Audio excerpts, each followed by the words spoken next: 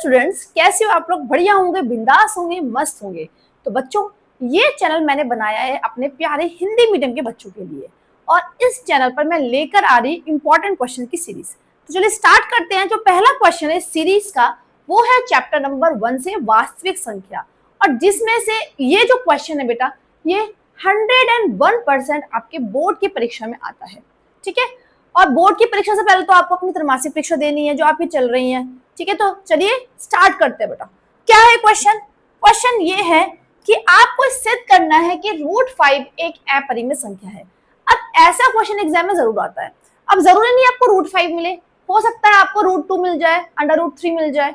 तो आप में से यानी कि आपको क्या करना है, जो ये क्वेश्चन है ना बेटा, सबसे बड़ी बच्चों को थोड़ा सा टफ लगता है, लेकिन मैं कहती हूँ क्वेश्चन बहुत आसान है। इसमें बस आपको एक बार पर्टिकुलर समझना एक मेथड, और सेम वही मेथड हर एक क्वेश्चन पर अप्लाई होगा। चलिए स्टार्ट करते हैं। तो कोई यहाँ पे बच्चों में क्या प्रूफ करना है, हमें यह सिद्ध करना है कि जो √5 है वो एक अपरिमेय संख्या है। ठीक है, तो हम क्या करेंगे, हम इसमें उल्टा मान के चलते हैं। उल्टा कैसे? हम ये मान के चलते हैं कि √5 कैसी संख्या है? एक परिमेय संख्या है। क्या है? परिमेय संख्या। अब मैंने ये कहा कि √5 एक परिमेय संख्या है, ठीक है, उसको लेकर मैं चली और बाद में मैंने उसको गलत साबित कर दिया, मतलब अपनी ही बात को गलत साबित कर दिया। अब संख्या या तो परिमेय होगी या अपरिमेय होगी। अब जब मैंने ये बस स्टार्टिंग में, शुरुआत में, कि √5 एक परिमेय संख्या है और मैं बाद में कह रही हूँ नहीं भाई ये तो गलत हो गया, ये तो गलत है, मैंने अपनी ही बात को गलत ठहरा दिया, इसका मतलब वो परिमेय संख्या नहीं है। जब परिमेय संख्या नहीं है तो बेटा फिर क्या होगी? वो अपरिमेय संख्या होगी। तो चलो स्टार्ट करते हैं। कैसे करते हैं इसका सॉल्यूशन? देखो क्या लिखोगे बेटा, माना √5 एक कैसी संख्या है बेटा? एक परिमेय संख्या है। कैसी संख्या है? एक परिमेय संख्या है। माना √5 एक परिमेय संख्या है। अब जब वो परिमेय संख्या है √5, तो हम उसको P/Q या A/B लिख सकते हैं ना? लिख सकते हैं भाई। परिमेय संख्या कौन सी होती है जिसको हम P/Q की फॉर्म में लिखते हैं, है ना? P/Q। ठीक है, जब परिमेय संख्या है √5 तो इसको मैं लिख लूंगी क्या? 1/b लिख लेंगे, A/B लिख लेंगे, 1/b लिख लेंगे। जहां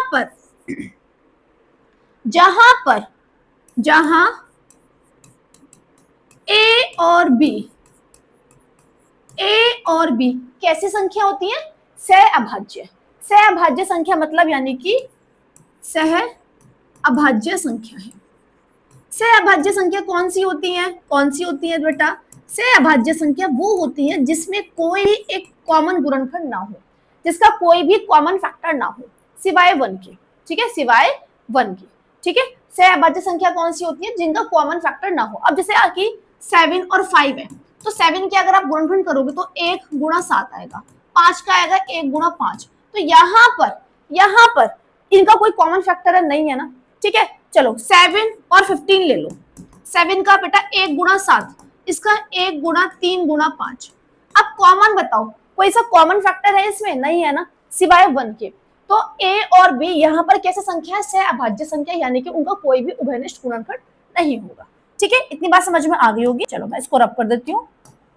नोटबुक पे आप नोट करते जाइएगा। ठीक है, पढ़ाई आपको ऐसे करनी है, टाइम वेस्ट नहीं करना। बच्चे क्या करते हैं, देखो ऑनलाइन में टाइम बर्बाद ज्यादा करते हैं। ठीक है, आपको अपनी नोटबुक निकालनी है और लिखते जाना है साथ साथ। चलिए अब देखो यहाँ पे √5 क्या है? A/B ये आ गया। अब मैं मल्टीप्लाई कर लूंगी, क्रॉस मल्टीप्लाई, है ना? तो √5 B√5 बराबर A आ जाएगा। अब क्या करेंगे, यहाँ पर दोनों तरफ वर्ग करने पर हमने क्या करा बेटा? B की √5 से मल्टीप्लाई कर दी। ठीक है, दोनों तरफ क्या कर देंगे बेटा? वर्ग करने पर, दोनों तरफ वर्ग करने पर। अब स्क्वायर कर दो फटाफट, जल्दी से स्क्वायर करेंगे इसका। इतनी बात क्लियर हो गई होगी? इतनी बात क्लियर है सभी को? ठीक है, चलो दोनों तरफ वर्ग करने पर, जब दोनों तरफ वर्ग करेंगे यानी कितना आ जाएगा बेटा? पहले दोनों तरफ हम वर्ग करते हैं। दोनों तरफ हमने क्या कर दिया? वर्ग कर दिया। तो B√5 का स्क्वायर, तो B का भी यहाँ पे क्या आ जाएगा? स्क्वायर आ जाएगा, और √5 का स्क्वायर यानी कि 5B² बराबर A²। क्लियर? हमने क्या करा बेटा? B की मल्टीप्लाई √5 में कर दी, कितना आ गया? B√5 बराबर A। दोनों तरफ हमने क्या करा बेटा? वर्ग करा, स्क्वायर कर दिया। तो B√5 का स्क्वायर बराबर A²। ठीक है, तो कितना आ जाएगा? √5 का स्क्वायर, √5 की मल्टीप्लाई √5 से करोगे कितना आएगा? 5। और b का स्क्वायर बराबर a स्क्वायर। ठीक है, इसको हमने मान लिया समीकरण नंबर 1। क्या माना? समीकरण नंबर 1। अब हम क्या करेंगे इसमें, नेक्स्ट स्टेप क्या होता है कि हम a को कुछ एज्यूम कर लेते हैं, कुछ मान लेते हैं।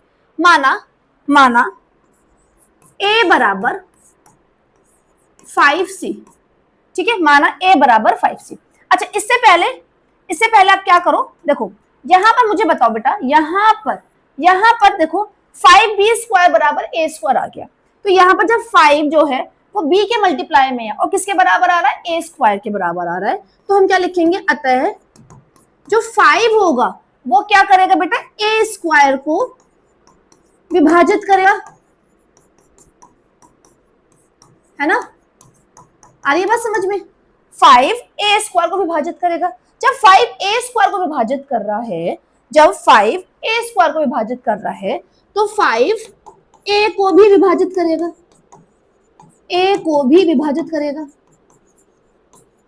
ठीक है ना? a को भी विभाजित करेगा। देखो 5b स्क्वायर जो है वो किसके बराबर है बेटा? a स्क्वायर के बराबर है। ठीक है, यानी कि जब मैंने 5 की मल्टीप्लाई b स्क्वायर में करी तो वो a स्क्वायर आ गया, एक वैल्यू आ गई, सपोज कोई सी भी।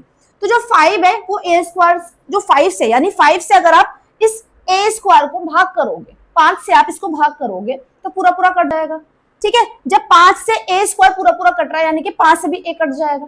ठीक बात समझ में आई? अब हम क्या करेंगे बेटा, नेक्स्ट स्टेप यहां पर अब हम क्या करेंगे, माना, यहां पर लिख देती हूं मैं, माना a बराबर 5c। अब हम क्या मान लिया हमने कि a जो है वो किसके बराबर है? 5c के बराबर है।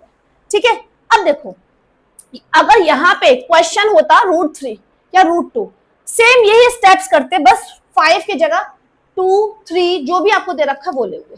जैसे यहाँ पर हमने a बराबर 5c लिया है ना, तो वहां पे अगर आपको √2 प्रूफ करना है, आपको सिद्ध करना है कि √2 एक अपरिमेय संख्या है, तो आप क्या लोगे बेटा? a बराबर 2c लोगे। अगर √3 प्रूफ करना है तो हम क्या लेंगे? a बराबर 3c लेंगे। सेम यही स्टेप्स आपको हर क्वेश्चन में करना है, बहुत आसान क्वेश्चन होता है, बहुत ही इजी। अब a बराबर 5c आया ना, तो ये जो मान है a का, ये a का मान हम किस में रखेंगे? समीकरण नंबर 1 में रखेंगे। a का मान समीकरण 1 में रखो। समीकरण 1 क्या बेटा? 5b स्क्वायर बराबर a स्क्वायर, यानी कि 5b स्क्वायर बराबर a की जगह पे हम क्या रखेंगे? a की जगह पर क्या रख दो बेटा? 5c का स्क्वायर। ठीक है, रख दिया। a की जगह पर हमने क्या रखा? 5c। चलो करो फिर, 5b स्क्वायर बराबर 5 का स्क्वायर कितना हो गया? 25c square. इतनी बात क्लियर हो गई होगी? इतनी बात क्लियर है ना? इतनी बात क्लियर है। चलिए अब आगे सॉल्व करते हैं बेटा। 5 से कट जाएगा, 5 पंजे 25, यानी कि b स्क्वायर बराबर 5c स्क्वायर। b स्क्वायर बराबर कितना आ गया? 5c स्क्वायर आ गया। ठीक है, या फिर आप लिख सकते हो क्या? 5c स्क्वायर बराबर b स्क्वायर। अब देखो, जब 5c स्क्वायर बराबर b स्क्वायर है, इसका मतलब 5 b स्क्वायर को पूर्णतः विभाजित करेगा। जब 5 b स्क्वायर को पूर्णतः विभाजित कर रहा है, इसका मतलब 5 b को भी विभाजित करेगा। आई बात समझ में? ठीक है, चलो अब लिखेंगे यहां पर अतः 5 b स्क्वायर को पूर्णतः विभाजित करेगा। ठीक है, पूर्णतः विभाजित करेगा।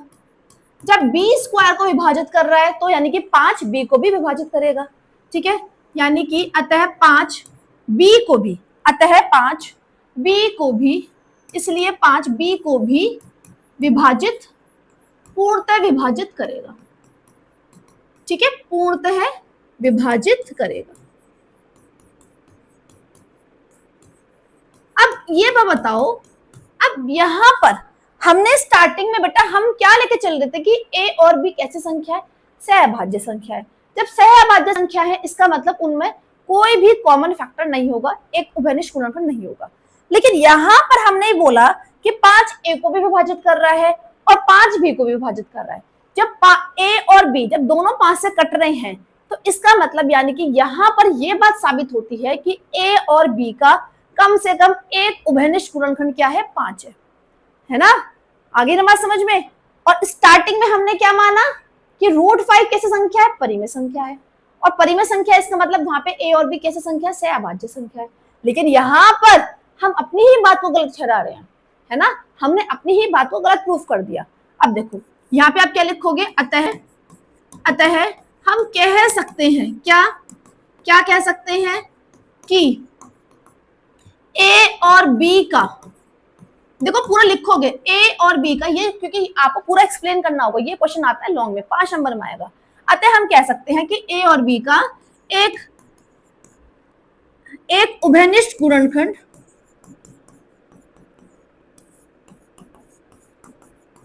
पांच है, ठीक है ना, एक उभयनिष्ठ गुणनखंड 5 है, ठीक है। जब उभयनिष्ठ गुणनखंड आ गया तो हमने अपनी ही बात को गलत साबित कर दिया। तो यहां पे ये क्या हुआ है, यह है विरोधाभास, यह विरोधाभास उत्पन्न करता है। उत्पन्न कैसे, हमने जो बोला उसको गलत साबित कर रहा है, और यह विरोधाभास क्यों हुआ है, क्यों हुआ है, हमारी गलत असम्पशन की वजह से, हमारी असत्य कल्पना की वजह से। हमने क्या कल्पना की थी, हमने ये कल्पना की थी कि जो √5 है बेटा वो परिमेय संख्या है, तो वो गलत हो गई। तो यह विरोधाभास उत्पन्न करता है, और यह विरोधाभास हमारी असत्य कल्पना के कारण हुआ।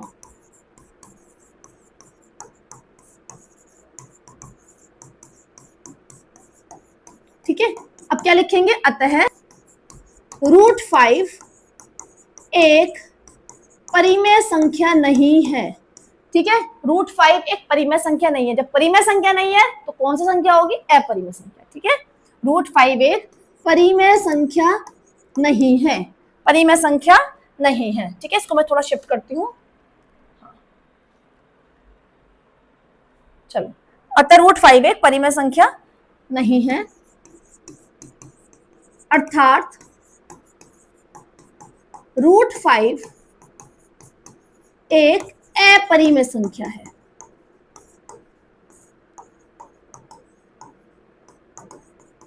ठीक है ना, तो ये क्वेश्चन आपको, मैं उम्मीद करती हूँ बच्चों आपको समझ में आ गया होगा। समझ में आ गया तो फटाफट से क्या करना है, चैनल को सब्सक्राइब करना है, वीडियो को लाइक कर देना, और प्लीज कमेंट जरूर करके जरूर मुझे बताइएगा, कमेंट करके जरूर बताइएगा। ठीक है, हिंदी मीडियम वाले बच्चों जल्दी से फटाफट से भी चैनल को मतलब इसमें जो लाइव सेक्शन होता है ना वो भी एक्टिव नहीं हुआ है, नया चैनल है, पहली वीडियो मैंने आप लोग के लिए बनाई है। इंपॉर्टेंट क्वेश्चन की सीरीज में आप दूंगी, आपको डेली आपको एक क्वेश्चन मिलेगा, डेली एक लॉन्ग क्वेश्चन मिलेगा।